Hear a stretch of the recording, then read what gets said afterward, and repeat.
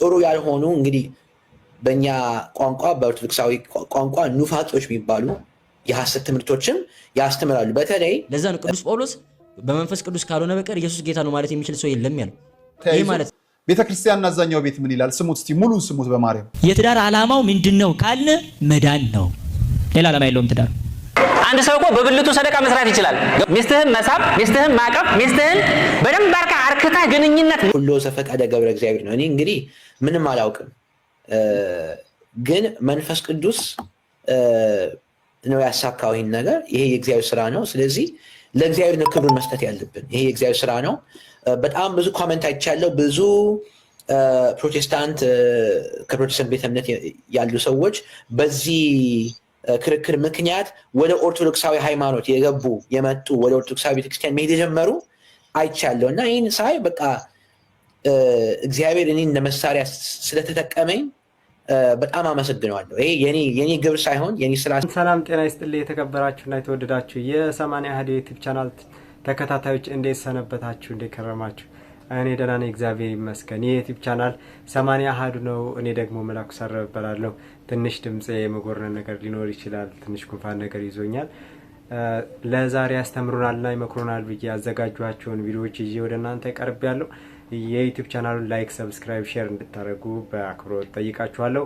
ሰሞኑ መነጋገሪያ የነበሩ እና ያስተምሩናል ይመክሩናል ያልኳቸውን ቪዲዮዎችን ይዤ መጥቻለሁ። ለምሳሌ ያክል ዲያቆን ምህረት መላኩ ከአባቱ ጋር የሰሩት በዩቲዩብ ቪዲዮ አለ፣ እሱን እንመለከታለን።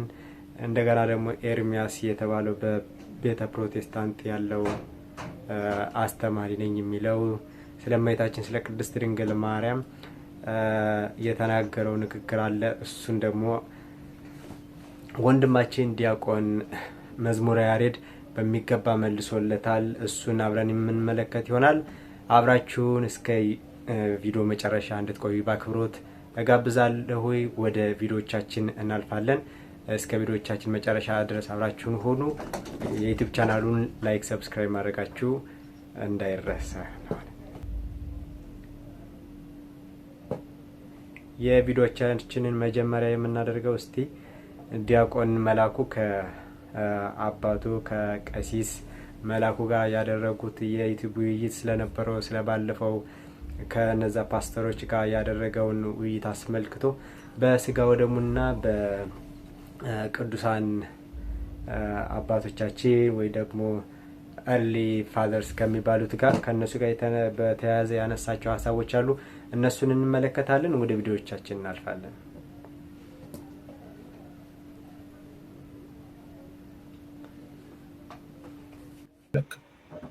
ጥሩ ጥያቄ ነው።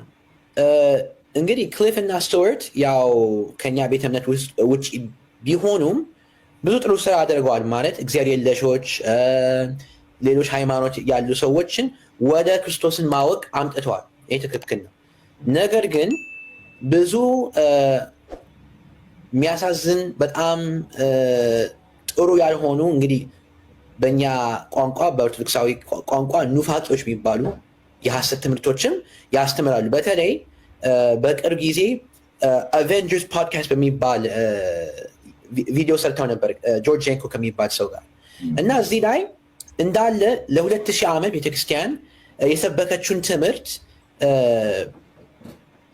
ሲቀልዱበት እንግዲህ አንዱ ጆርጅ ጄንኮ የሚባለው ሎቱ ስብሐት ስጋው ደሙን አፈር ብሎታል እና እንደዚህ በጣም የሚያሳዝን አይነት ቋንቋ ሲጠቀሙ ኑፋቂን ሲያስተምሩ የሐሰት ትምህርትን ሲያስተምሩ አንድ ሰው መጥቶ ለነሱ ይህን ጥያቄ ማቅረብ አለበት።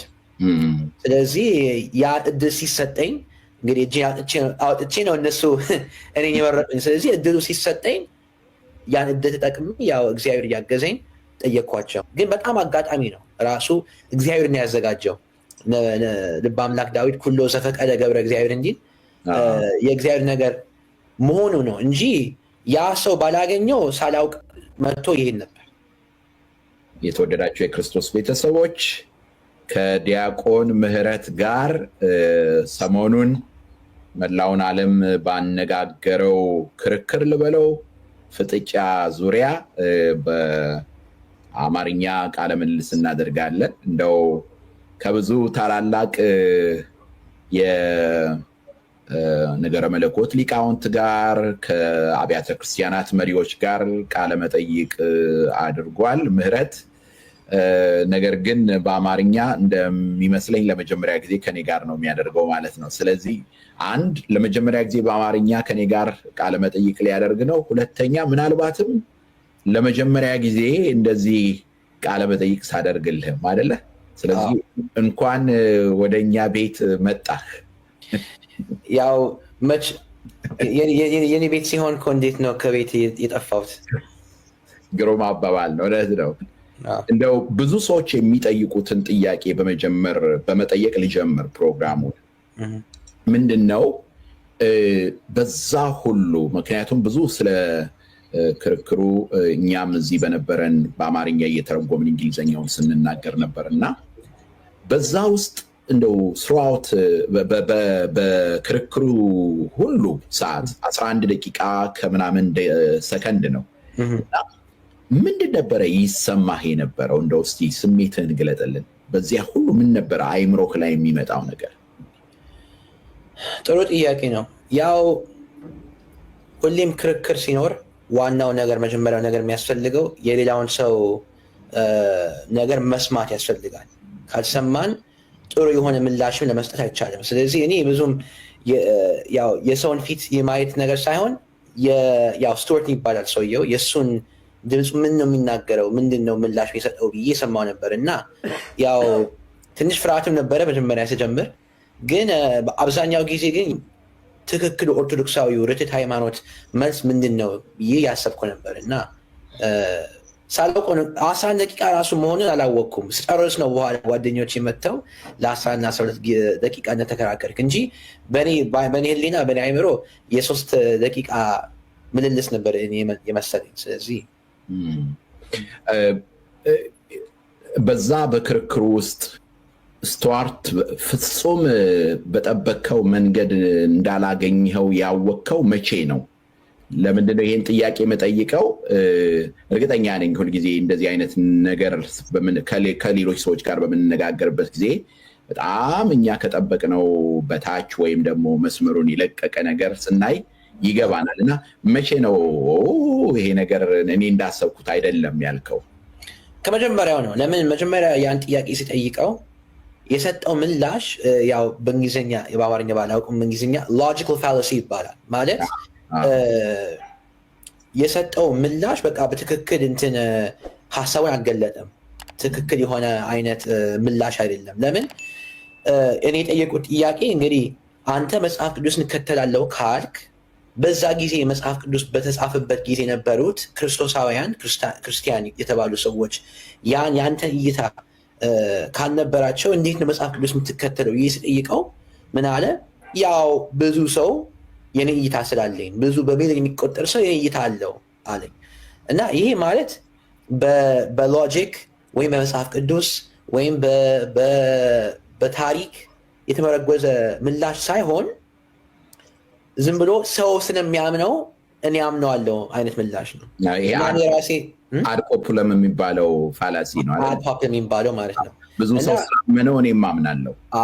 እና ያ ችግሩ እንግዲህ ብዙ ሰው ክርስቶስን የሚክድ አለ። ስለዚህ እኛ ክርስቶስን መካድ አለብን። ስለዚህ ያ ምላሽ ስሰማው በጣም ጥሩ ያልሆነ ከተማረ ሰው የሚጠበቅ ምላሽ አለመሆኑ ሳይ ያው ነገሩ ለእሱ እንዳልሆነ ገባኝ። ስለዚህ ግሩም። ከዛ በኋላ ወዲያው ይሄ ክርክር የተደረገው ባልሳሳት ሐሙስ ነው አይደለም?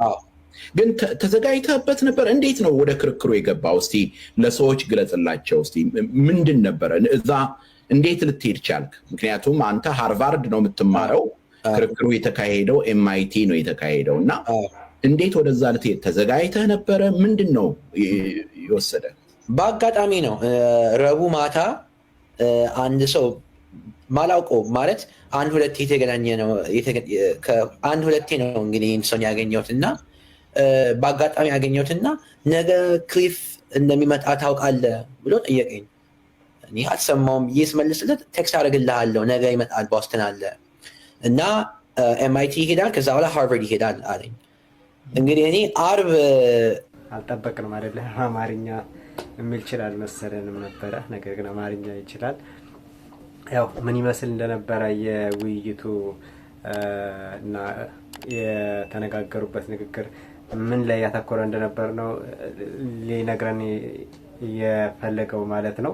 እስቲ እንደውም ከዚህ ቀጥሎ ምንድነው የሚለው በዚህ በነበረው ክርክር ምክንያት ወደ ከበይተ ፕሮቴስታንቶች ወደ ኦርቶዶክስ የተመለሱ እንዳሉ እስቲ ከራሱ አንደበት እስቲ እንስማው። እንደው ስለሆነ ይገባኛል ማለት ነው። ስለዚህ ማለት እንደው ከዚሁ ጋር አያይዤ ልጠይቅና አሁን እንደው በአጠቃላይ በተለይ በአሃት አብያተ ክርስቲያናት፣ ኦሪየንታል ኦርቶዶክስ አብያተ ክርስቲያናት ኢቨን ሌላው ቀርቶ በምስራቅ ኦርቶዶክስ አብያተ ክርስቲያናት ከሰርቢያ፣ ከግሪክ፣ ከራሽያ፣ ከሌሎችም ስፍራዎች ላይ እንደዛ አይነት ሪያክሽን ስታይ ምንድን ነው የተሰማ? ምክንያቱም ለምንድን ነው ይህን የምለው? የምስራቃውያን አብያተ ክርስቲያናት አባቶችን መጽሐፍት ያው ታነባለህ፣ ወደኋላ እሱንም እናነሳለን።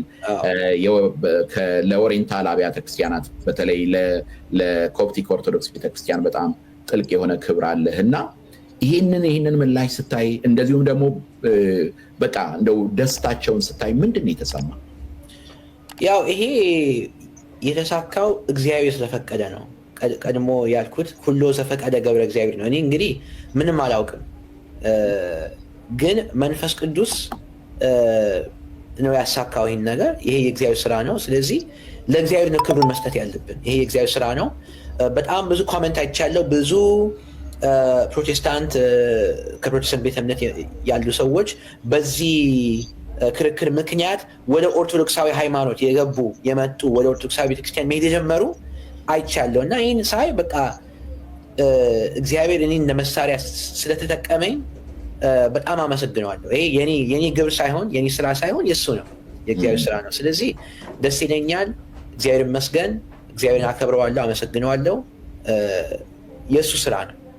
እግዚአብሔር ይመስገን።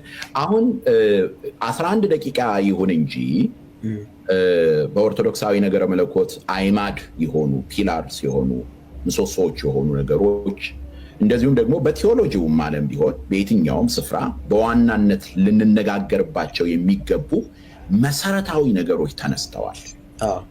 ምንም እንኳን እሱ ስቱዋርት እየዘለለ ከአንዱ ርዕስ ወደ ሌላው ርዕስ ይሄድ እንጂ አንተ ከመጀመሪያው ጀምረህ ያነሳኸው ነገር ነበረ። ስለዚህ ዛሬ እድሉን ካገኘሁኝ እነሱን ነገሮች ላንሳ እና ከዛ አንዳንድ ነገሮችን እነሱን አንስተን በተለይ ደግሞ ልጆች ያሏቸው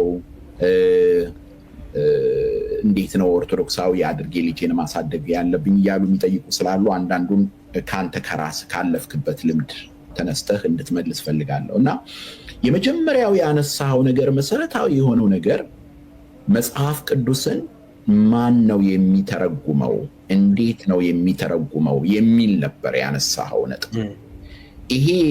ይሄ ነጥብ ለምንድን ነው አስፈላጊ የሆነው? ምክንያቱም ብዙ ሰዎች በዚህ ዘመን መጽሐፍ ቅዱስ በቃ እንደፈለግን ማንበብ እንችላለን የሚል ነገር ስላለ ለምንድን ነው ለአንተ ትልቅ አዕማድ ከሆኑት ክርስቲያናዊ ሀሳቦች መካከል ይህ ነገር ዋና የሆነው ለምንድን ነው? መጽሐፍ ቅዱስ ብቻ በቂ አይደለም ወይ?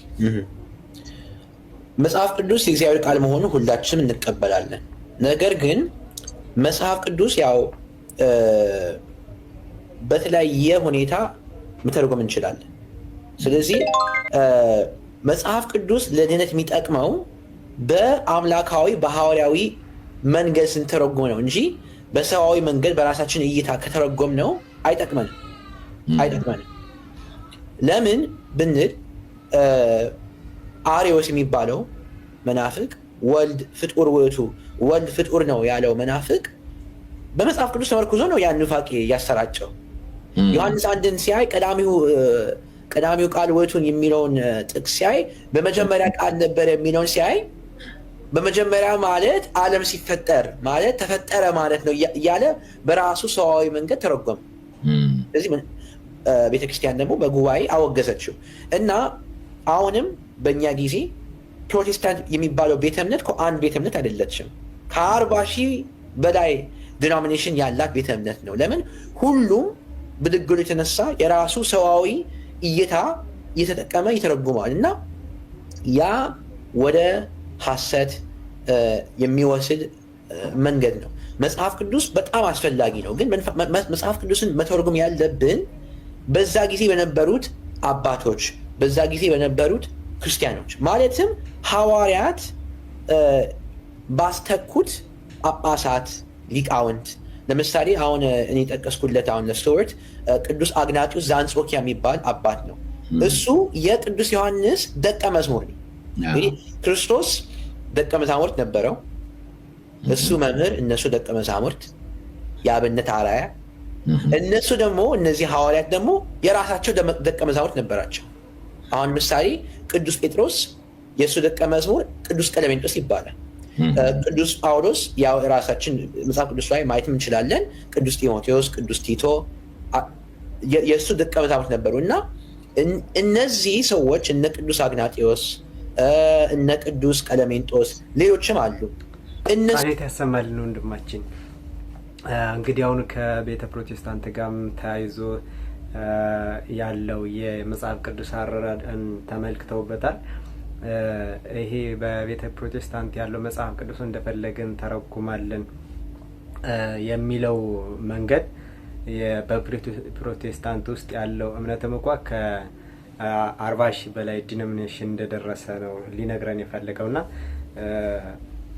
በቤተ ክርስቲያን ያሉ ቤተ ክርስቲያን ግን ሐዋርያትን መሰረት አድርጋ መጽሐፍ ቅዱሳትን እንደምትተረጉም ነው ሊያስረዳን የፈለገው። ምክንያቱም ሐዋርያት የእግዚአብሔር ደቀ መዛሙርት ነበሩ። ደቀ መዛሙርት ደግሞ የራሳቸው ደቀ መዛሙርትም ነበሯቸው።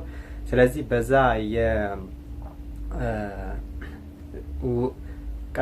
ቀጥ ብሎ የመጣውን ይሄ መጽሐፍ ቅዱሳዊ አረዳድና አተረጓጎምን እሱን ነው ለማስረዳት እየመከረው ማለት ነው። እናመሰግናለን። ቃልዎት ያሰማልን። ሙሉን ልደተ ጥበባት ብላችሁ ዩቲዩብ ቻናል ላይ ብትገቡ ታገኙታላችሁ። ሙሉን መመልከት ትችላላችሁ። ለኛ ሊያስተምረናል፣ ለዛሬ ለኛ ይሆነናል በሚለው ከዛ ያመጣሁት ነው። ይኛውን ሙሉን ልደተ ጥበባት ብላችሁ ብትገቡ ዩቲዩብ ቻናል ላይ ታገኙታላችሁ ማለት ነው። በሰሞኑ ደግሞ የምናውቃቸውን በቤተ ፕሮቴስታንት ያሉ በኦርቶዶክስ መጽሐፍት ላይ እና ስዕለ አድኖዎች ላይ እንትን የሚያደርጉት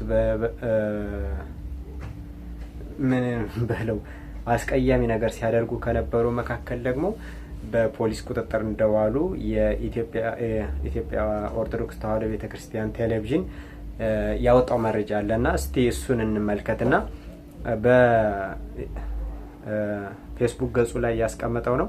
እስቲ አብረን እንመልከተው። መረጃው የሚለው የኢትዮጵያ ኦርቶዶክስ ተዋሕዶ ቤተክርስቲያን በቅድስት ቤተክርስቲያን ላይ በወንጀል የሚያስጠይቅ ድርጊት ፈጽመዋል ያላቸውን የአቶ ስጠታውና አቶ ሚስጥር መዝገቡ የተባሉ ግለሰቦች ተጠርጥረው በሕግ ቁጥጥር ስር መዋላቸውን አሳወቀች ይላል። የቤተ ክርስቲያኗን ሕግ ባለሙያዎች አብይ ኮሚቴ ራሳቸውን መርጌታ ጽጌ ስጦታውና መርጌታ ሚስጥር መዝገቡ ብለው የሚጠሩ ግለሰቦች በቅድስት ቤተ ክርስቲያን ስርዓት እምነት ላይ በወንጀል የሚያስጠይቅ ድርጊት ፈጽመዋል በሚል ተጠርጥረው የወንጀል አቤቱታ ቀርቦባቸዋል ሲል አሳውቋል። በዚህ የፌዴራል ወንጀል ምርመራ ቢሮ በዛሬው ቀን ተጠርጣሪዎቹን በሕግ ቁጥጥር ስር በመዋል የወንጀል ምርመራውን በማጣራት ላይ እንደሚገኝ ገልጿል። ከግለሰቦቹ በተጨማሪ እንዳልካቸው ዘነበ ወይም እንዳልከ የተባለ ግለሰብ በተመሳሳይ ከዚህ ቀደም የቤተ ክርስቲያኗን ላይ ፈጽሞታል ብሎ በጠረጠረው በሕግ ቁጥጥር ስር በመዋል የወንጀል ምርመራ በማጣራት ላይ እንደሚገኝም ገልጿል ይላል መረጃው። እንግዲህ አሁኑ ጥሩ ደስ የሚል ነገር ነው። መታሰራቸው ሳይሆን ደስ የሚለው ሕግም ለኦርቶዶክስ እንደሚሰራ አንዱ ማሳያ እንደሚሆን ነው ማሳያ ነው ለማለት ነው። በጣም ይሄ ሚስጥረ ማነው መዝገቡ ነው የሚባለው ሰውዬ በተለይ ባለፈው የአባታችን አቡነ ተክለ ሃይማኖት ምስለ ስዕልን ሲቀድ ያየነው ነውና እንደገና ከዛም በኋላ መጥቶ ምንም የሚያረገኝ አይኖርም የፈለኩትን አድርጋለሁ እያለ አፉን ሲከፍት የነበረ ሰው ነው እና አሁን ህግ እንደሚሰራ ለማሳያ ያክል እንደው በጣም ቢቆይም በህግ ተጠያቂ ማድረጉ አሁንም በህግ ተጠያቂ ማድረጉ መቻሉም ደግሞ እንደ ትልቅ ነገር የሚወሰድ ነው ማለት ነው። ወደ ቀጣይ ቪዲዮ ለዛ ነው ቅዱስ ጳውሎስ በመንፈስ ቅዱስ ካልሆነ በቀር ኢየሱስ ጌታ ነው ማለት የሚችል ሰው የለም ያለው። ይሄ ማለት ለምሳሌ አንድ የማያምን ኤቲስት የሆነ ሰው ወይ ሙስሊም የሆነ ሰው ጠርተህ እስቲ ኢየሱስ ጌታ ነው በል ብትለው ፊዚካሊ ኢየሱስ ጌታ ነው የሚለው ቃል መናገር አይችልም ማለት ነው ቅዱስ ጳውሎስ። እንደዛ ማለት አብሰርድ አይሆንም? እንደዛ ብንል ማንም ሰው ይለዋል ቃሉ። እንደዛ ማለት ከሆነ እኮ አንድ ኤቲስት ይመጣና ኢየሱስ ጌታ ነው ካለ በኋላ አያችሁ መጻፋችሁ ውሸታም ነው፣ መንፈስ ቅዱስ እኔ ጋር ሊኖር አይችልም፣ እኔ በመንፈስ ቅዱስ አላምንም፣ ግን ኢየሱስ ጌታ ነው ማለት እችላለሁ ሊለን ነው ማለት። ቅዱስ ጳውሎስ እያወራ ያለው ከዚህ አንፃር አይደለም። ኮንቴክስቱን መረዳት በጣም ያስፈልጋል። ይሄ ጥቅስ የመጣበትን ታሪካዊ ዳራ ስንመለከት እነዚህ ሁለት ጥቅሶች ምን ማለት እንደሆኑ ይገቡናል። ሮሜ 10 እና አንደኛ ቆሮንቶስ 12 ምን ማለት እንደሆነ በደንብ ይገባል። ክርስትና ኦፊሻሊ በመንግስት ደረጃ ወንጀል በነበረባቸው ዘመነ ሰማዕታት በሚባሉ ከጌታችን እርገት ጀምሮ ባሉት 300 ዓመታት ላይ ክርስቲያኖች በጣም ከሚቸገሩባቸው ነገሮች አንዱ እምነታቸውን ክደው ለጣዖት እንዲሰግዱ ጣዖት እንዲያመልኩ መደረጋቸው። ስለዚህ ምን ይባሉ ነበር? ይጠሩና ኢየሱስን ካዱ ቄሳር ጌታ ነው በሉ ይባላል። ቄሳር ጌታ ነው ብለ እምነትን ተናገር ይባላል። በዚህ ሰዓት ላይ ቄሳር ጌታ ነው ብለው ክርስቶስን ላለመካድ ነው ኢየሱስ ጌታ ነው የሚሉት። አይ ቄሳር ጌታ አይደለም፣ ጌታማ ኢየሱስ ነው። ይሄ ጥቅስ የመጣው ከዚህ ታሪክ አንፃር ሰማዕታት ክርስቶስን ለመመስከር በአፍ ብትመሰክር በልብ ብታምን ትድናል የሚለው ጥቅስ የሚሰራው እዚህ ጋር ሲባል ሰምታጣቀም እናቶቻችን እንደው ከሚገደሉ ዝም ብሎ በአፋቸው እሺ አምኜላችኋለሁ ብለዋቸው በልባቸው እግዚአብሔርን ቢያምኑ አይሻልም ሰዎቹ እስኪሄዱ ድረስ ሲባል ሰምታጣቀም። በልብ ያመንከውን በአፍ ብትመሰክር ትድናል ማለት እንደዚህ አይነት ጊዜ ላይ በልብ ያምኜ በአፌ ብክድ አልድንም ስላመንክ ነው አይባልም። ገብቷል አይደል? በልብ ያመንኩትን ነገር በአፌ መመስከር ያለብኝ መመስከር በሚያስፈልግበት ቦታ ላይ ምስክርነት በሚያስፈልግበት ሰማዕትነት። ሰማዕት ማለት እኮ ምስክር ማለት ነው። ስም ማለት ምስክርነት ነው አይደል? ሰማዕት ማለት ምስክሮች ማለት ነው። ሰማዕታት ማለት ምስክርነት በሚያስፈልግበት ቦታ ላይ በልብ ያመንከውን ነገር በአፍ ብትናገር ትድናለህ ማለት ነው እንጂ በሰላም ሀገር መጥቼ ኢየሱስ ጌታ ነው የሚመሰክር ድናለሁ ማለታቸው አይደለም። ቅዱስ ጳውሎስ ይሄን እያወራ አይደለም። በመንፈስ ቅዱስ ካልሆነ በቀር ኢየሱስ ጌታ ነው ሊል የሚችል የለም ማለት ነው። የመንፈስ ቅዱስ ሙቀት የመንፈስ ቅዱስ ኃይል ካላበረታ በቀር በእሳት ፊት ቆመ፣ በሞት ፊት ቆመ፣ በሰይፍ ፊት ቆመ ኢየሱስ ጌታ ነው ብለን ልትመሰክራችን ያስፈራል። ፈሪዎች ነን፣ ድካም አለብን። እንደዛ ብለን እንድንመሰክር ኃይል፣ ብርታት፣ አቅም ሊሆን የሚችለው መንፈስ ቅዱስ ብቻ ነው። ቃል ሕይወት ያሰማልን ወንድማችን። አሁን በቅርቡ ደግሞ በነገረ መለኮት ላይ በጥሩ ከሚያስተምሩ ወጣቶች አሁን በቅርቡ ብቅ ያለ ልጅ ነው። ቃል ሕይወት ያሰማልን። እንግዲህ አሁኑ በሌላው ቤተ እምነት ያሉ ወንድሞቻችን ኢየሱስ ጌታ ነው ኢየሱስ ጌታ ነው ማለት ይላሉ። እንደገና ደግሞ እንደዚህ ማለት በእምነት ብቻ ይዳናል በሚለው ነገራቸው ላይ ጣንተው ይታያሉና ለምን እንደዚህ እንደተባለ መጽሐፍ ቅዱስ ሰንሰለቱ ይዞ ሲነበብ ለምን እንደተባለ የሚያስረዳ ነው። ስለዚህ ምክንያቱ እንደዚህ ነው እንጂ እንደውም ኤቲስቶቹና ከኦርቶዶክስ እምነቱ ውጭ ያሉ ሰዎች ከክርስትና ውጭ ያሉትን ጠርተህ ኢየሱስ ጌታ ነው በል ብትላቸው ሊሉት ይችላሉ። ስለዚህ እንደውም ሃይማኖታችሁም እንደውም ውሸት ነው ሊያስብል ይችላል። ማንም ማለትስ ይችላል፣ እንደውም ማንም ማለት ይችላል። ዋናው አምኖ እምነቱን ደግሞ በተግባር ገልጾ መኖርን ይጠይቃል ለማለት ነው። ቃል ሕይወት ያሰማልን ወንድማችን። በቀጣዩ ቪዲዮ እናልፋለን። እስቲ ነጋሽ በደላ ደግሞ እስቲ አንድ የራሱን ምልከታ የተመለከተበት አለ። እስቲ ጋዜጠኛ ነጋሽ በዳዳን እሱን ተመልክተን እንመለሳለን። ተያይዞ ቤተክርስቲያን አዛኛው ቤት ምን ይላል? ስሙት እስቲ ሙሉን ስሙት። በማርያም የትዳር ዓላማው ምንድነው ካልን መዳን ነው። ሌላ ዓላማ የለውም ትዳር። አንድ ሰው እኮ በብልቱ ሰደቃ መስራት ይችላል። ሚስትህን መሳብ፣ ሚስትህን ማቀፍ፣ ሚስትህን በደንብ አርክተህ ግንኙነት ማድረግ አጅር ያስከፍላል ከአላህ። የምናገባው ለመዳን ነው። አንዲት ሴት ባል የምታገባው ለመዳን ነው። አንድ ባል ሚስት የሚያገባ ለመዳን ነው። ጋብቻ እንደምታውቁት ራሱን የቻለ ኢባዳ ነው። ዓላማውን መረዳት ማለት ለመዳን እንደምንጋባ መረዳት አለብን ማለት ነው። ስንፋታ ያ መዳን እንደጎደለ መታወቅ አለበት ማለት ነው። ያ መዳን እንደቀረ እናውቃለን ማለት ነው። ጋብቻ ብቻ ሳይሆን ይሄ ግንኙነት የሚባለው ነገር ለራሱ በአንድ በኩልም አንተ ስሜትህን ትወጣለህ፣ በአንድ በኩልም የራስህን ሻዋህን እየረካ፣ በአንድ በኩል ደግሞ ኢባዳ ነው። መንገዱ ግን 3 ነው። አንደኛው ከዝሙት ለመጠበቅ፣ ሁለተኛው ዘር መተካት። ስለዚህ ዘር መተካት ዓላማው አይደለም። ለምን የትዳር ዓላማ ዘር መተካት ቢሆን ኑሮ ዘር ያልተኩ በትዳር የሚኖሩ አሉ። ኢባዳ ነው ብለን መነየት መቻል አለብን። ለምን ረሱል አለይሂ ሰላቱ ወሰለም ወፊ ቡድዒ አሐዲኩም ሰደቃ አሉ። አንድ ሰው እኮ በብልቱ ሰደቃ መስራት ይችላል። ገብታችኋል አይደል? ልጅ አለመውለዳቸው አያስኮንናቸውም ማለት ነው። እንዲያውም የወለዱት ልጆቻቸውን በአግባቡ እስካላሳደጉ ድረስ ተጠያቂ ናቸው በልጆቻቸው። ሚስትህን ማጉረስ፣ ሚስትህን መሳብ፣ ሚስትህን ማቀፍ፣ ሚስትህን በደንብ አርካ አርክታ ግንኙነት ማድረግ አጅር ያስከፍላል ከአላህ። ይሄን ዒባዳ ነው የሚለውን ነገር ማወቅ መቻል አለብን። ምናልባት እኔ ወንድ ነኝ በቃ እንዲህ አድርጌ ሰራላታለሁ እንዲህ አድርጌያታለሁ ብለህ የምንጥል ከሆነ ትክክል አይደለም። ሶስተኛው መረዳዳት የሚባለው ነው። አፋዊ መረዳዳት አለ፣ ውስጣዊ መረዳዳት አለ። አፋዊው መረዳዳት ማለት በውጭ የሚሰሩ ስራዎች አሉ፣ በቤት ውስጥ የሚሰሩ ስራዎች አሉ። በእነዚህ ተረዳድቶ መኖር ነው። ውስጣዊ መረዳዳት ማለት ግን የእሷን ችግር እሱ መሸከም፣ የእሱን ችግር እሷ መሸከም። ለምን? አንድ አካል ሆነዋልና ነው። ኦርቶዶክሳዊው ትዳር አንድ አካል መሆን ነው። አንድ አካል መሆን ማለት ደግሞ እንደ አንድ ልብ መካሪ፣ እንደ አንድ ቃል ተናጋሪ ይሆናሉ ማለት ነው። እንደ አንድ ህይወት ነዋሪ ይሆናሉ ማለት ነው።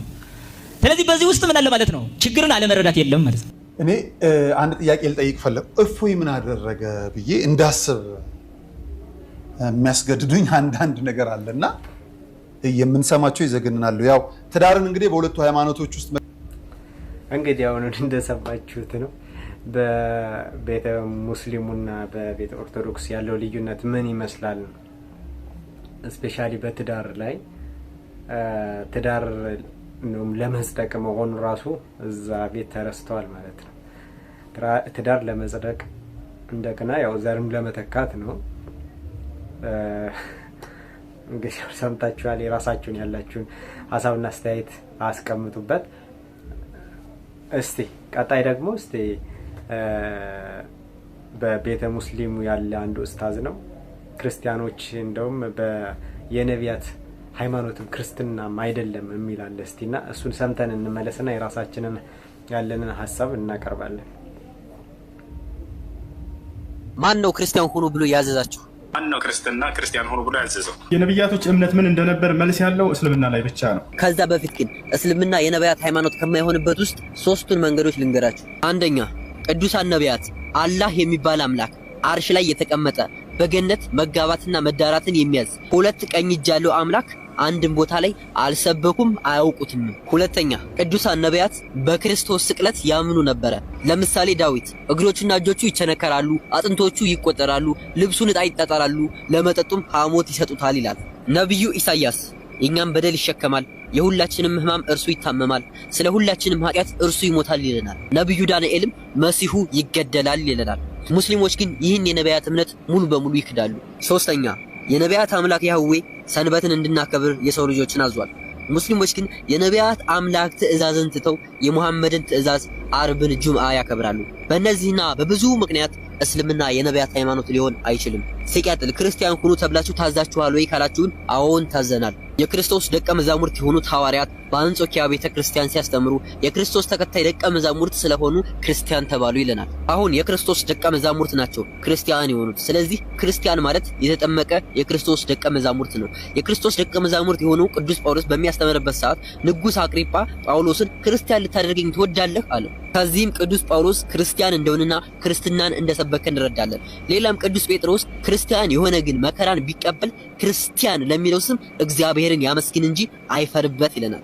ክርስቲያን የሚለው ስም የክብርና የደቀ መዛሙርት እንደሆነም ይሰብክልናል። ሌላም ክርስቲያን የሆኑትን ደቀ መዛሙርት ክርስቶስ አሕዛብን ወይም የኔ ደቀ መዛሙርት ክርስቲያን ያልሆኑትን በአብ በወልድ በመንፈስ ቅዱስም እያጠመቃችሁ ደቀ መዛሙርቴ ክርስቲያን አድርጓቸው ይለናል። እናመሰግናለን። ቃል ቤት ያሰማልን። ግልጽና በተብራራ ልክ የሆነ ለእኛም በሚገባን መልኩ አቅርቦልናል። እናመሰግናለን። እንደተባለው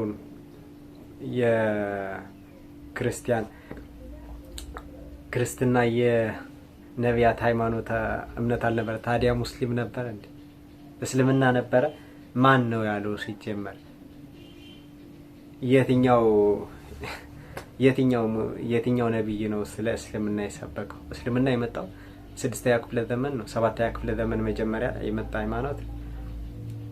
ከምን ተነስቶ ነው ይሄ ኡስታዝ ነኝ የሚለው ልጅ እንደዚህ ሊልበት የቻለ ማለት ነው? የእነሱ እኮ ምንም ማስረጃም መረጃም የሌላቸው። ስለዚህ ክርስትና በአንጾኪያ ክርስቲያኖች የተባሉት በአንጾኪያ ነው። ተብለው የተጠሩት በክርስቶስ የሚያምኑ በአንጾኪያ ነው። ከዛ በፊት የነበረው የአይሁድ እምነት እንደሆነ ይታወቃል።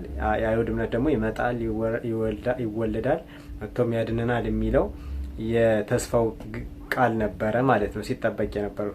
ስለዚህ ወንድማችን ከምን አንጻር ተነስቶ እንደነበር እንደዛ እንዳለው የለም አንድም እንደው ስለ ማስረጃም የለም። ከክርስቶስ በፊት የነቢያት ማለት ከክርስቶስ በፊት የነበሩ ስለ ወደፊቱ ስለሚመጣው ስለ መሲሁ ሲመሰክሩና ትንቢት በራእይም ሲያዩ የነበሩ ናቸው ማለት ነው። እንደተገለጹት እንደነ ቅዱስ ዳዊት፣ እንደነ ቅዱስ ኢሳያስ፣ እንደነ ቅዱስ ዳንኤል፣ እንደነ ቅዱስ ሕዝቅያስ እንደ ነቢያት እነሱን ነቢያት በመጽሐፋቸው ወይም በትንቢታቸው መነጽር ስለ ኢየሱስ ክርስቶስ የተናገሩበት ወይም ስለሚመጣው መሲሁ የተናገሩበት ነበር ማለት ነው። ከዛ ደግሞ እነሱ የተናገሩትን ደግሞ እነሱ ሲናገሩት የነበረ በእግዚአብሔር መንፈስ ቅዱስ አድሮባቸው የተናገሩት ስለሆነ ያንን የተናገሩት ደግሞ ተፈጽሞ በሐዲስ ኪዳን አይተነው አሁንም የምንበላው የምንጠጣው ደምም የእሱ የመሲሁ መሆኑን ነው ወንድሞቻችን ሊነግሩን የፈለጉ። እናመሰግናለን። ቃሌት ያሰማልን በደንብ። ቀጣይ ደግሞ እንደው ሰሞኑ በአንድ እነዚህ አንዲት ልጅ ትመስለኛለች፣ እርግጠኛ አይደሉም፣ ሌሎቹም ሊኖሩ ስለሚችሉ በመንገድ እየተዟዟረች ሂጃብ ምናምን እያስለበሰች ያምርባችኋል ምናምን የምትል ልጅ ነበረችና ለሷ እንደ መልስ የሚሆን አለና እስቲ እንመልከተውና አስተያየት እንትሰጥበታለን።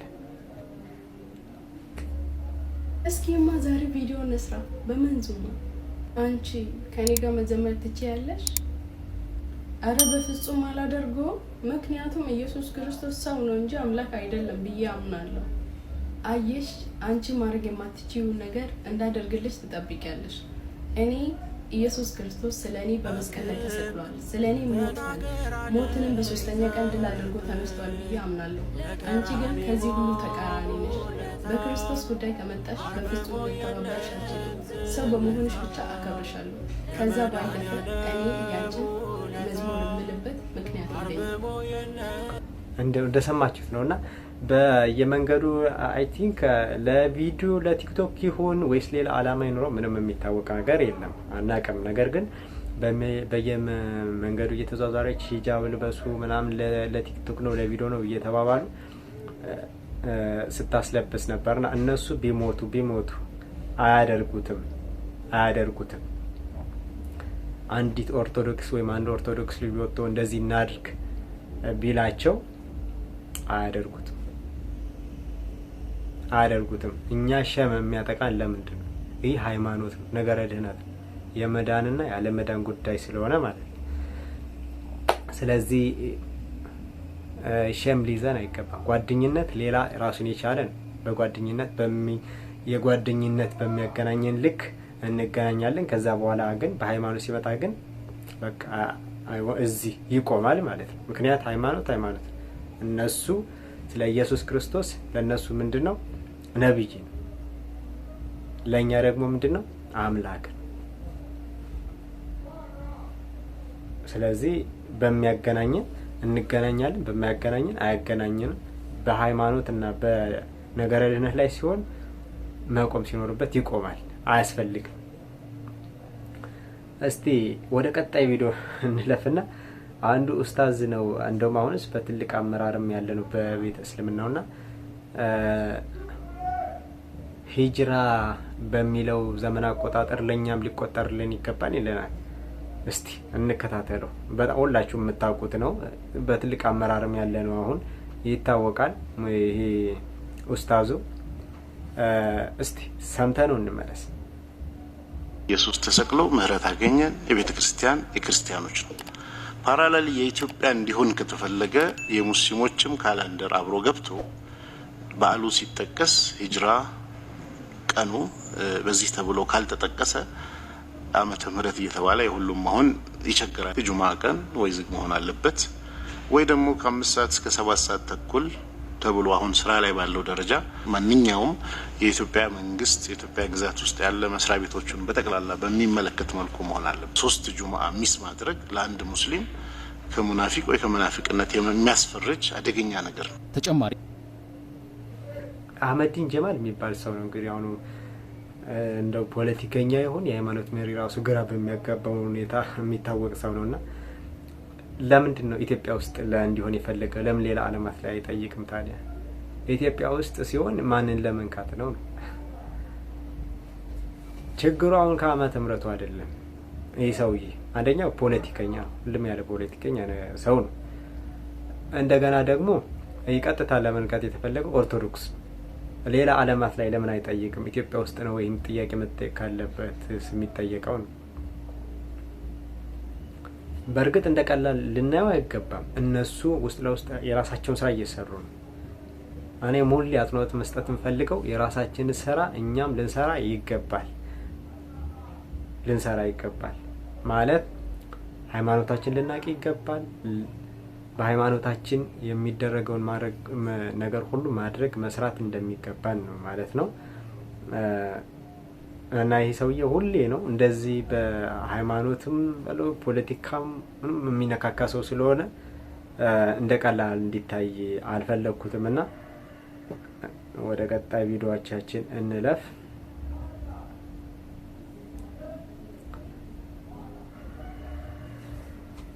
በእግዚአብሔር መጋቢነት የሚያምን ብዙ ሰው አለ። የሚታመነው ግን በጣም ጥቂት ሰው። ሰውነታችን ይርዳል፣ ይንቀጠቀጣል። ይሁላችሁ በእግዚአብሔር መታመን ማለት ይሄ ነው። እግዚአብሔር ጾም እንድንጎዳ የሰጠን ይመስላችኋል? ክርስቲያኖች እንድንጠቀም ሰውነታችን ልኩን እግዚአብሔር ያውቀዋል። የሚጠቅመውን እግዚአብሔር ያውቀዋል። እንኳን እግዚአብሔር የፈጠረውን ፍጥረት በዚህ ዓለም ቴክኖሎጂው የሚሰሩ ሰዎች የሰሩት ማሽን ምን ሲበዛ እንደሚበላሽ ምን ሲያሰው እንደሚጎዳ ያውቃሉ። ክርስቲያኖች እግዚአብሔር ምን እንደሚጎዳን ያውቃል። ከዝሙት ይጠብቃል፣ ከርኩሰት ይጠብቃል፣ ከክህደት ይጠብቃል፣ ከኑፋቄ ይጠብቃል። ቅዱስ ገብርኤል አይምሮአችን፣ ልቡናችን፣ ሰውነታችን ከክህደት ይጠብቅልን። እግዚአብሔር እንኳን እኛ ጠይቀው ራሱም ተናግሮ አዘግይቶ ይሰጣል። ታውቃላችሁ አብርሃምን ልጅ ይሰጣለሁ ዘርህ እንደ ሰማይ ከዋክብት እንደ ምድር አሸዋ ይበዛል አለው። ይሄን ከተናገረው በኋላ 25 ዓመት አስጠብቆታል። አብርሃም ስንት ዓመት አስጠበቀው? መልሱልኝ፣ ስንት ዓመት? እግዚአብሔር ከተናገረን በኋላ እኛውን 25 ዓመት እንጠብቃለን። ለዚያውም አብርሃም የ75 ዓመት እያለ ነው የነገረው። የተፈጸመለት የ100 ዓመቱ ነው። ሸምግሎ አርጅቶ ዘር መርቶ ሙቀት ልምላሜ ተለይቶት ነው። እግዚአብሔር ለምን እንደሚያቆየው እሱ ያውቃል።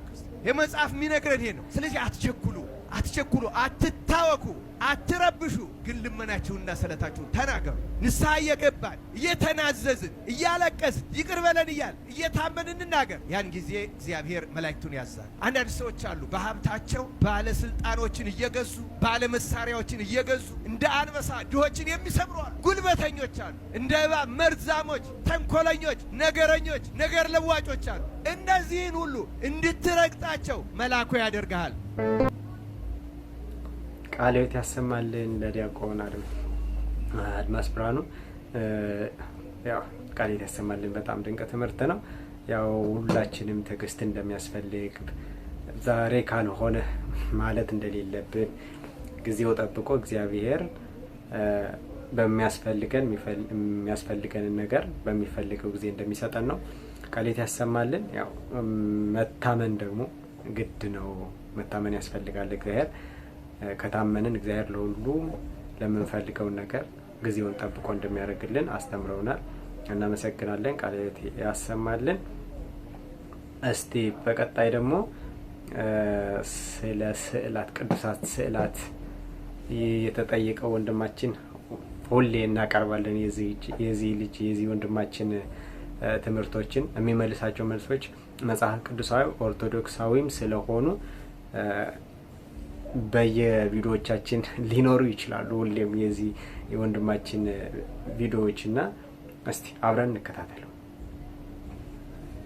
አራለኝ ይላል ጥያቄው። እግዚአብሔር ይስጥልኝ። የዛሬው ጥያቄ ስለ ስዕል ነው ማለት ነው። ይህን መልእክት ለሁሉም ሰው አድርሱ፣ ጠቃሚ ስለሆነ ማለት ነው። ብዙ ሰዎች እኛ ስዕል የምናመልክ የሚመስላቸው ሰዎች አሉ። ከቤተ ክርስቲያን ውጭ የሆኑ ሰዎች ዲያብሎስና የግብር ልጆቹ እኛ ለስዕል የምናመልክ በቤተ ክርስቲያን ያሉ ቅዱሳን ስዕላትን የምናመልክ የሚመስላቸው አላዋቂዎች አሉ። እኛ ቅዱሳን ስዕላትን አናመልክም። ነገሩ እንዴት ነው ስንል ዘጸአት 20 ቁጥር 1 እስከ 5 እንዲህ ተብሎ ተጽፏል። እግዚአብሔርም ይህንን ቃል ሁሉ እንዲህ ብሎ ተናገረ። ከግብጽ ምድር ከባርነት ቤት ያወጣው እግዚአብሔር አምላክ እኔ ነኝ። ከኔ በቀር ሌላዎች አማልክት አይሁኑልህ። በላይ በሰማይ ካለው በታችም በምድር ካለው ከምድርም በታች በውሃ ካለው ነገር የማናቸውንም ምሳሌ የተቀረጸውን ምስል ላንተ አታድርግ፣ አትስገድላቸው፣ አታምልካቸውም ይላል። በሰማይ ሲል ቅዱሳን መላእክትን፣ ፀሐይና ጨረቃን፣ ከዋክብትን ማለት ነው። በምድር ሲል ደግሞ በባህርና በየብስ ያሉ ተንቀሳቃሽ አራዊትን፣ እንስሳትን እንዲሁም ሰዎችን፣ ነቢያትን፣ ቅዱሳን ጭምር ነው ማለት። ስለዚህ ቤተክርስቲያን ይህንን ትምህርት ዘወትር ታስተምራቸዋለች። በሰማይም በምድርም ካለው ለማንኛውም ለተቀረጸም ነገር ይሁን በምስላቸው ለተሰራ ማንኛውም ነገር አታምልክ፣ አትስገድ ትላለች። ይህንን ካለን በቤተ ክርስቲያን ያሉ ስዕላት ከየት መጡ የሚል ጥያቄ ይነሳል። ኦሪት ዘጸአት ምዕራፍ 25 ከቁጥር 17 ጀምሮ እንዲህ ተብሎ ተጽፏል። ከጥሩ ወርቅም ርዝመቱ 2 ክንድ ተኩል ወርዱም 1 ክንድ ተኩል የሆነ የስርየት መክደኛ ስራ 2 ኪሩቤል ከተቀጠቀጠ ወርቅ ስራ። በስርየት መክደኛውም ላይ በሁለቱ ወገን ታደርጋቸዋለህ። ከስርየትም መክደኛው ጋር አንዱን ኪሩብ በአንድ ወገን ሁለተኛውንም ኪሩብ በሌላ ወገን አድርገህ በአንድ ላይ ትሰራዋለህ። ኪሩቤልም ክንፎቻቸውን ወደ ላይ ይዘረጋሉ፣ የስርየት መክደኛውንም በክንፎቻቸው ይሸፍናሉ። ፊታቸውም እርስ በርስ ይተያያል። የኪሩቤልም ፊታቸው ወደ ስርየት መክደኛው ይመለከታሉ። የስርየት መክደኛውንም በታቦቱ ላይ ታደርገዋለህ። እኔም የምሰጥህን ምስክር በታቦቱ ውስጥ ታኖረዋለህ ይላል። ይህንን የሚለው ማን ነው? እግዚአብሔር። ኦሪት ዘጸአት ምዕራፍ 20 ከቁጥር 1 እስከ 5 ለማንኛውም ለተቀረጸ ነገር አትስገድ ብሏል። እዚህ ላይ ደግሞ የኪሩቤልን ስዕል፣ ኪሩቤል ማለት መላእክት ማለት ነው። ኪሩብ ከሆነ ለአንድ ነው፣ ኪሩቤል ከሆነ ለብዙ ነው። የኪሩቤልን ምስል ከተቀጠቀጠ ወርቅ ስራና በቃል ኪዳኑ ታቦት ላይ አድርገው እያለ እና እንዴት ነው ይሄ ቃል አይጋጭም ወይ ስንል እግዚአብሔር ዘጸአት 20 ላይ እንዲሁም ኦሪት ዘዳግም ምዕራፍ 5 ላይ በተመሳሳይ ቃል ያለው ማለት ነው የተቀረጸ ነገር አትስገድ፣ አታምልክ እያለ ያለው አምላኬ ነው አትበል ነው። እና ይሄ ሁሉ ስዕል ከየት መጣ የሚል አይጠፋም። ስዕሉ የመጣው ከመጽሐፍ ቅዱስ ነው። እንዳየነው ዘጸአት 25 ሙሉን ምዕራፍ ስናነብ የኪሩቤልን ምስል፣ ኪሩቤል የሚባሉትን የቅዱሳን መላእክት ምስል በቃል ኪዳኑ ታቦት ላይ በወርቅ ቀጥቅጦ እንዲሰራ ምስላቸውን እንዲሰራ የተነገረው ሙሴ ነው ማለት ነው። ትንቢተ ኢሳይያስ ምዕራፍ 6 ከቁጥር 1 ጀምሮ እንዲህ ተብሎ ተጽፏል። ንጉሥ ኦዚያን በሞተበት ዓመት እግዚአብሔርን በረጅምና ከፍ ባለ ዙፋን ላይ ተቀምጦ አየሁት። የልብሱም ዘርፍ መቅደሱን ሞልቶት ነበር። ሱራፌልም ከእርሱ በላይ ቆመው ነበር። ለእያንዳንዱም 6 ክንፍ ነበረው። በሁለት ክንፍ ፊቱን ይሸፍን ነበር፣ በሁለቱ ክንፍ እግሮቹን ይሸፍን ነበር፣ በሁለቱም ክንፍ ይበር ነበር። አንዱም ለአንዱ ቅዱስ ቅዱስ ቅዱስ ቅዱስ የሰራዊት ጌታ እግዚአብሔር ምድር ሁሉ ከክብሩ ተሞልታለች እያለ ይጮህ ነበር ይላል። ይህንን ቃል በስዕል እናንተ ይህንን ስዕል ስታዩ እኔ ይህንን ስዕል ሳይ ምን ትዝ ይለኛል? ትንቢተ ኢሳይያስ ምዕራፍ 6 ነው ትዝ የሚለኝ ማለት ነው። እንዲሁም በቤተ አብርሃም የተገለጡት ስላሴ። ስለዚህ አንድ ስዕል የእግዚአብሔርን ቃል በስዕል መግለጽ ማለት ነው እንጂ እኛ ስዕል አላመለክንም። ሌላ ምሳሌ ልስጣችሁ። ቅዱስ ዳዊት ወንጭፍ ይዞ ይሳላል። የ12 ዓመት ብላቴና ሆኖ ጎልያድን በወንጭፉ በያዘው ጠጠር ገደለ ተብሎ ተጽፏል። ያነ ስዕል ይሳላል። እኔ ያንን ስዕል ሳይ ትዝ የሚለኝ ምንድነው?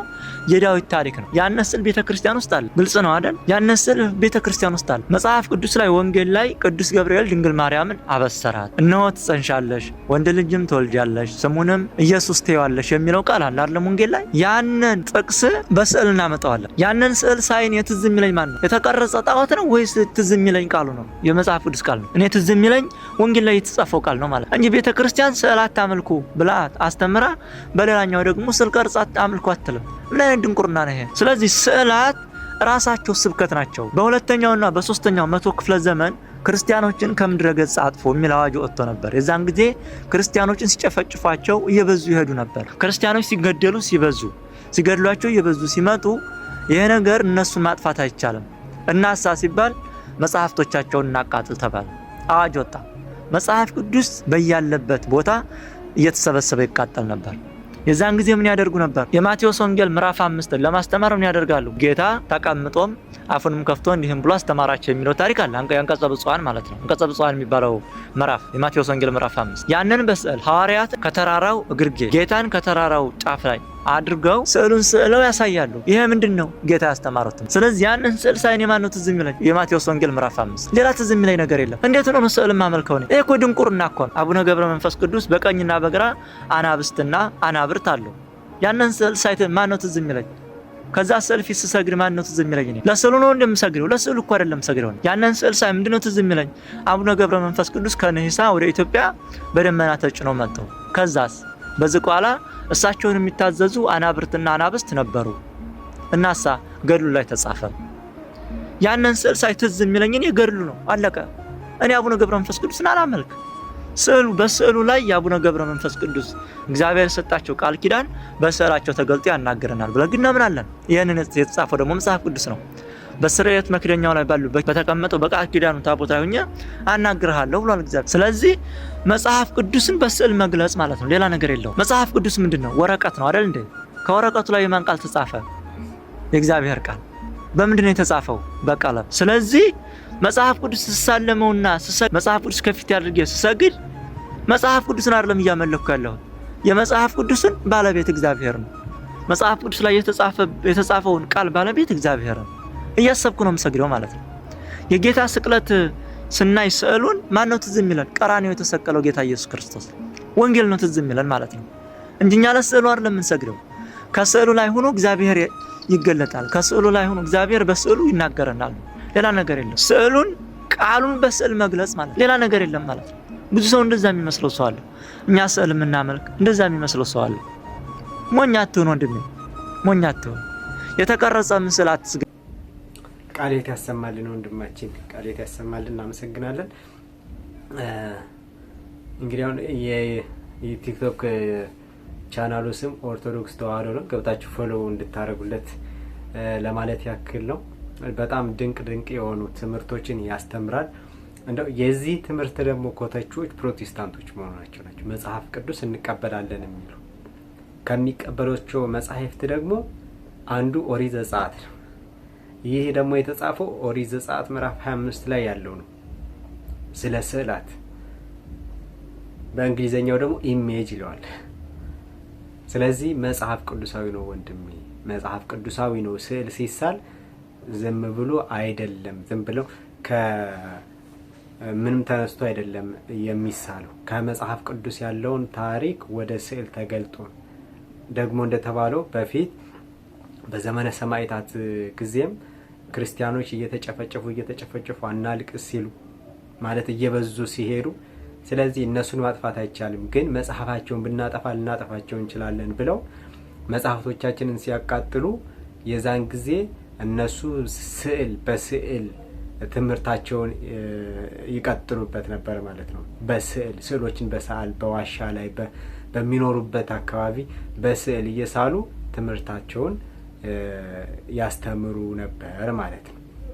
ስለዚህ ከዛ የመጣ ነው እና ኦሪት ዘጸአት ምዕራፍ 25 ያለውን በደንብ ማንበብ ብትችሉ ወንድሞቻችን ፕሮቴስታንት፣ እንደው ከክርስቲያን ውጭ ያለው እንኳ ቢሆን እኮ ደግሞ እኮ ይገርማል። ግን እነዚህ የሚተቹት ፕሮቴስታንት ወንድሞቻችን ናቸው። መጽሐፍ ቅዱስን ተሸክመው ይዘውት እየሄዱ እንደኛ መጽሐፍ ቅዱስን የሚሰብክ የለም የሚሉ ግን የማያነቡትን መጽሐፍ ቅዱስ ይዘው የሚዞሩ እነሱ መሆናቸው በጣም ያሳዝናል። እና ቃልዮት ያሰማልን ወንድማችን። ሁሌ ድንቅ የሆኑ ትምህርቶች፣ ድንቅ የሆኑ መልሶችን ይሰጣል። ገብታችሁ ቼክ ማድረግ ትችላላችሁ። እሱ ጋር ኦርቶዶክስ ተዋህዶ የሚል የቲክቶክ ቻናል አለው ማለት ነው። እስቲ ወደ ቀጣይ ደግሞ ቪዲዮ እንለፍና መንሱር ለእፎይ ያለው ነገር ነበርና እፎይ ለሱ የመለሰለት መልስ አለ። እስቲ አብረን እንከታተለው። እስልምናን ተናገረ ተብሎ ተደበላ ሰምተሽ አይተሽ ከሆነ የሆነ ሰው እዚህ ሶሻል ሚዲያ ላይ እስልምናን ተናገረ ተብሎ ተደበላልቆ ነበር ሚዲያው። አንድ ነገር ማወቅ ያለብሽ ዲን አልእስላም በቢሊየን የሚቆጠር ሰው ፎሎ የሚያደርገው፣ በቢሊየን የሚቆጠር ሰው ረሱልን እንደ ደሙ የሚወድ ሰው አንድ ተራ ምንም እዚህ ግባ ማቲው ምሳውን በልቶ ቁርሱን በልቶ ምሳውን የማይደግም ሰው ይሄን እስልምና ስለሰደበ ይህ ሰውዬ ሲናገር እንደሰማችሁት መንሱር የሚባለው ሀቢባ ቤት ተራ በሚል ለእኔ እንደሆነ መረጃዎች ደርሰውኛል። የተናገረው ተራ ማለት ለስድብ ከተጠቀመው ተራ ሰው እዚህ ግባ ማይባል የሚለውን አንድ በአንድ በመረጃ ነብዩ ላይ አፕላይ አድርገን እናሳየዋለን። ተራና የተናቀ የተዋረደ ቆሻሻ ማን ነው የሚለውን በመረጃ ላሳያችሁ። በአንድ ወቅት ነብዩ ወደ ሆነ ቦታ ይሄዳል። በዛ ቦታ ላይ ሲሄድ አንዲት ሴት ጡት የምታጠባ እስከ ሞግዚቷ ያገኛል። ያቺ ጡት የምታጠባ ልጅ ያላት ሴትን ወደ ቤቷ ሲገባ ያያታል። ከዛ እንደዚህ ይላል when the prophet entered upon her he said to her give me yourself in marriage as a gift ወደ እሷ ይገባና ምን ይላታል? ራስሽን በጋብቻ ለኔ ስጭኝ ይላታል። እንግዲህ ልብ በሉ ጡት የምታጠባ ልጅ ያላት ሞግዚት የያዘች ነች። ሄደው ምን ይላታል? በጋብቻ ራስሽን ለኔ ስጭኝ ይላታል። እንግዲህ ባህል ቢኖራት ነው ጡት የምታጠባ ከሆነች። she said can a princess give herself in marriage to an ordinary man ምን ብላ መለሰችለት? እሷም ንግስት ለተራ ወንድ ራሷን አሳልፋ ትሰጣለችን ብላ መለሰችለት ማለት ነው። which means አንተ ተራ ወራዳ ስትሆን እኔ ንግስቷን እንዴት ነው አግቢኝ የምትለኝ ብላ ምላሽ ሰጠችው ማለት ነው። እኔ እስከዛሬ ድረስ መንሱር የትኛውም ሴት ለጋብቻ እንኳን ጠይቂያት አልጠየቅኩም እንጂ ብጠይቅ ተራ ወራዳ ስትሆን እንዴት እኔ ንግስቷን ለጋብቻ ትጠይቃለህ ብላ ምንቀኝ ሴት እንዳሌለች ተስፋ አደርጋለሁኝ። የለችም ትኖራለችም ብዬ አልጠብቅም። ነብይ ግን ተራ ስለሆነ ንግስት ለተራ ወንድ ራሷን አሳልፋ ልትሰጥ አትችልም ብላ መልሳለታለች ማለት ነው። ሶ ተራ ያልከው ነብይህ እንደሆነ በዚህ ሐዲስ ላይ መረዳት እንችላለን። ሐዲሱ ሳሂህ ነው። ሳሂህ አልቡኻሪ 52 55 ላይ ማለት ነው።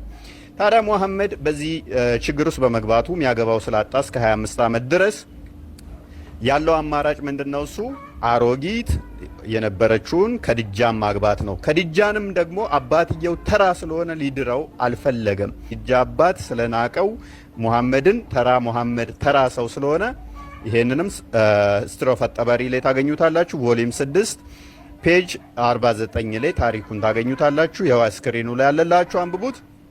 ሙሐመድ ምንድነው ያደረገው? ከከዲጃ ጋር ተማክረው አባቷ የከዲጃን አባት አስክሮ መጠጥ አጠጥቶ ከዛ በኋላስ ከዲጃን ልክ እንዲያጋባው አደረገ ማለት ነው። በስካር ከዲጃን አገባ ማለት ነው፣ አስክሮ አባቷን።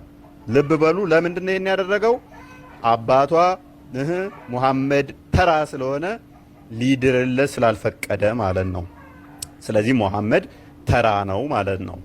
ተራ ብቻ ሳይሆን እዚህ ግባ ማይባል መሆኑንና የተናቀ የተጣላም እንደነበረ እንዳስጠጋችሁ ሱራ 93 ቁጥር 6 ላይ የቲም ሆነህ አገኘህምና አላስጠጋህምን ይላል። አስጠግቶሃል። ስለዚህ የተናቀ የተጠላ የተዋረደ ስለሆነ ምን ሆነ? ጥገኝነት የተጠየቀና የተጠጋ which is ገሌ ገብቶ የኖረ ነው። ማን ጋ ነው ገሌ የገባው? በ25 ዓመቱ 40 ምናምን ዓመቷ ላይ ከዲጃ ጋር ማለት ነው። እንዴት? የተናቀ ስለሆነ ተራ ሰው ስለሆነ እሷን ለማግኘት አባቷን አስክሮ ገሌ ገባ ማለት ነው። ደሃ ስለነበረም ደግሞ ቁጥር 93ኛው ሱራ ቁጥር 8 ላይ ደሃ ሆነ አገኘህ አከበረህም ይላል። ሙሐመድ ምን ነበረ? ደሃ ነበረ ማለት ነው። በሀብት የተመነጻደከው መንሱር ነብይህ ደሃ ነበረ አከበረህም ይላል። እንዴት ነው ሙሐመድ የከበረው ሲባል ደግሞ ተፍሲር ኢብን አባስ ምን ይላል? ተንዊር አልሚቅባስ ሚን ተፍሲር ኢብን አባስ እንደዚህ ይላል and he also said did he not find thee o Muhammad destitute poor and enrich thee with the wealth of Khadija በማን የከበረው ይላል? በከዲጃ ገንዘብ ነው የከበረው ይላል። ስለዚህ የሙሐመድ ሀብቱ ማን ነው? የከዲጃ። ስለዚህ በዘመንኛ ቋንቋ ስኳሬ የሚባለው ማለት ነው።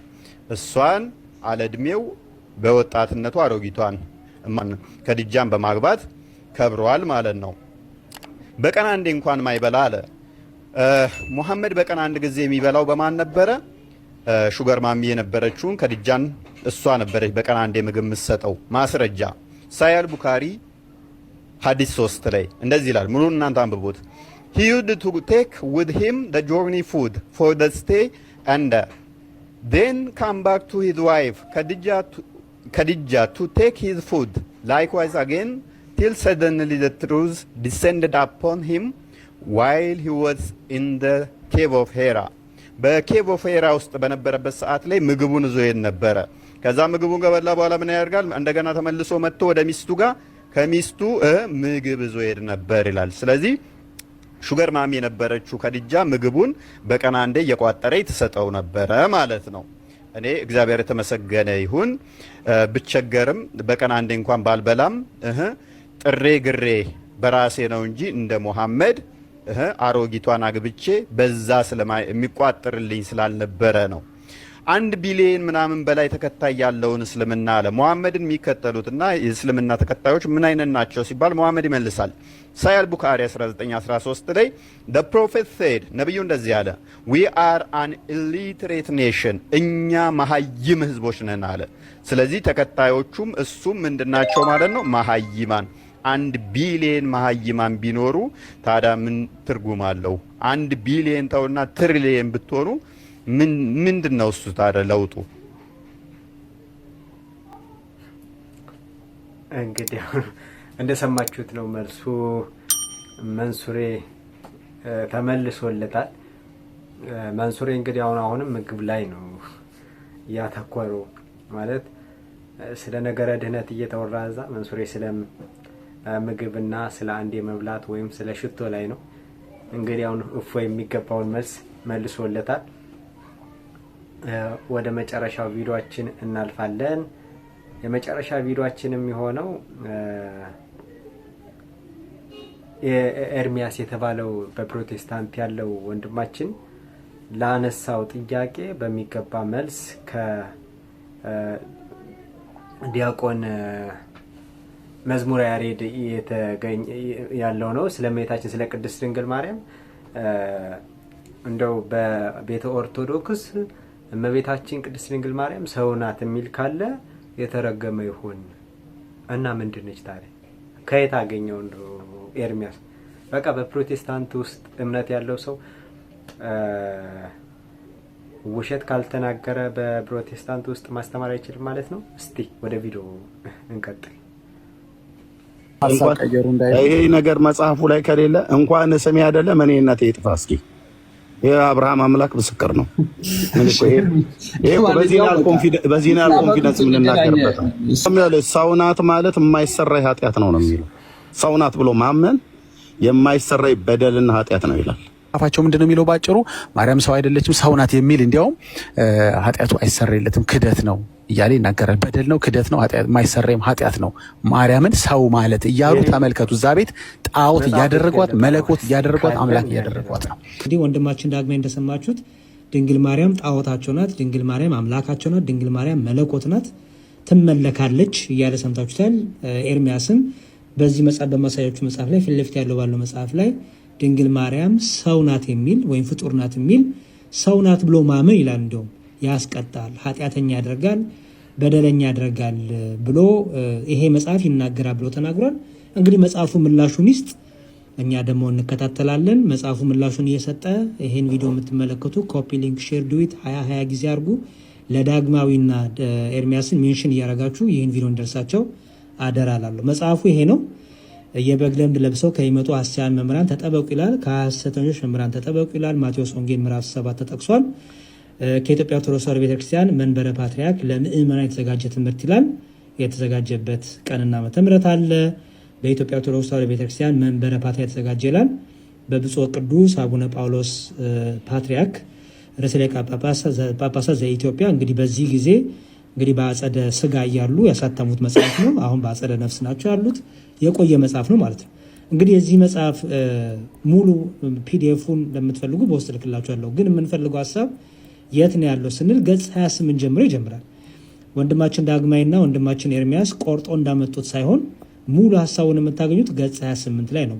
በዚህ መጽሐፍ ላይ ሆነ ድንግል ማርያም ፍጡር ናት ወይስ ፈጣሪ ናት ይላል የሚለውን ይኸው እንደምታዩት ገጽ 28 ላይ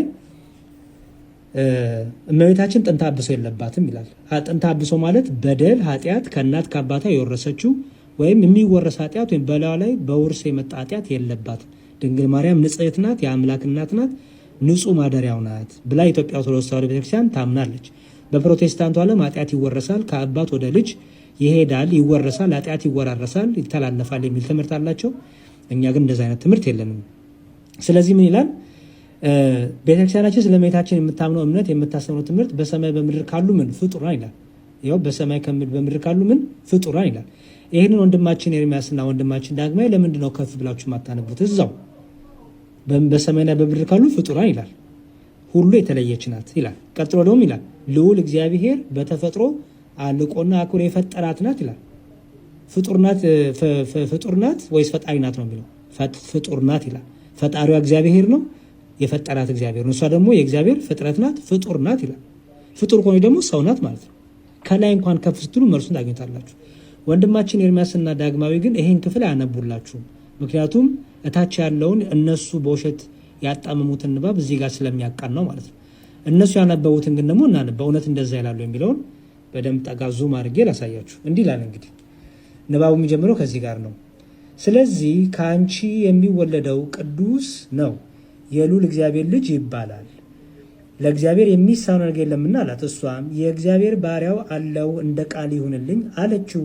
በዚህ ጊዜ ዋህድ ቃል እግዚአብሔር በማኅፀኗ አደረ፣ ከስጋዋ ስጋ ከነፍሷ ነፍስ ነስቶ ሰው ሆነ። መጽሐፍት የሚያስተምሩን ይህ ነው ይልና ከዚህ ወጥቶ ግን ይላል ከዚህ የተለየ ትምህርት ጥንተ አብሶ ነበረባት፣ ኃጢአት በደል ነበረባት፣ ከእናት ከአባቷ ኃጢአት ወርሳለች ወይም አለባት፣ የነጻች ከብስራት በኋላ ነው፣ እሷ ሰው ናት ከሰማይ አልወረደችም እያሉ መናገር፣ ከዚያም አልፎ መጽሐፍ ማሳሳብ ብቻ ሳይሆን በደል፣ ድፍረት፣ ክህደት የማይሰረይ ኃጢአት ነው ይላል። ስለዚህ ምንድን ነው እያለው ነው እዚህ ጋር ያለው? እዩት። ከዚህ ወጥቶ ምን ድንግል ማርያም ንጽሕት አይደለችም፣ ኃጢአት በደል አለባት፣ አምላክን አልወለደችም፣ አምላክን በድንግልና በንጽሕና አልወለደችም ብለው ምን የሚሉ ጥንተ አብሶ ነውር አለባት፣ በደል አለባት፣ የነጻችሁ ከብስራት በኋላ ነው፣ እሷ ሰው ናት ከሰማይ አልወረደችም። ኃጢአት በደል እንደማንኛውም ሁሉ ሰው ስለሆነች ከሰማይ የወረደች ስላልሆነች ኃጢአት በደል አለባት፣ ነውር ኃጢአት አለባት። ለምን? ከሰማይ የወረደች አይደለችም፣ እንደኛ ሰው ናት። ስለዚህ ኃጢአተኛ ናት፣ በደለኛ ናት፣ ነውር አለባት ብለው የሚናገሩ ምንድን ናቸው አሉ። እንደዚህ ብሎ መናገር መጽሐፍትን ማሳሳት ነው፣ በደልም ነው፣ ደግሞ ድፍረትም ነው።